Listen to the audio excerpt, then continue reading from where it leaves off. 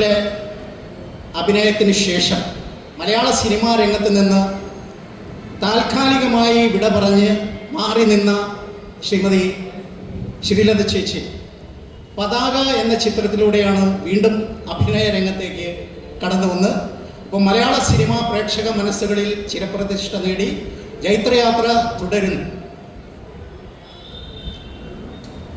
പട്ടണത്തിൽ വന്നിരിക്കണ പഷ്ട് ഒരു സിനിമ, പട്ടണത്തിൽ വന്നിരിക്കണ പഷ്ട് ഒരു സിനിമ, 8-10 പാട്ട് കേൾക്കാം, മുട്ടിന് ഗുസ്തി കാണാം, തൊട്ട് പെൺപിള്ളേരുടെ കുളി കാണാം. ആദ്യ രാത്രി എന്ന ചിത്രത്തിൽ നമ്മുടെ ശ്രീലത ചേച്ചി പാടിയൊരു പാട്ട്, സോറി 7 രാത്രി എന്ന ചിത്രം, ക്ഷമിക്കണം 7 രാത്രി. അത് ഞാനിപ്പോൾ പറയാൻ കാരണം ഞാൻ പാടിയതല്ല പറഞ്ഞു പോകണം. ശ്രീലത ചേച്ചി ഇവിടെ നല്ല രീതിയിൽ ഒന്ന് പാടിയപ്പോഴും എനിക്കത് ഒന്ന് കേൾപ്പിക്കണം എന്നൊരു ആഗ്രഹം കൊണ്ടൊന്ന് പറഞ്ഞു പോയെന്ന് മാത്രമേ ഉള്ളൂ. എന്തായാലും അങ്ങനെ നല്ല രീതിയിൽ അത് ഈ 7 രാത്രി എന്ന സിനിമയിൽ സലീൽ ചൗധരിയുടെ സംഗീതത്തിൽ വേണ്ടിയിട്ടാണ് അവർ പാടിയിട്ടുള്ളത്.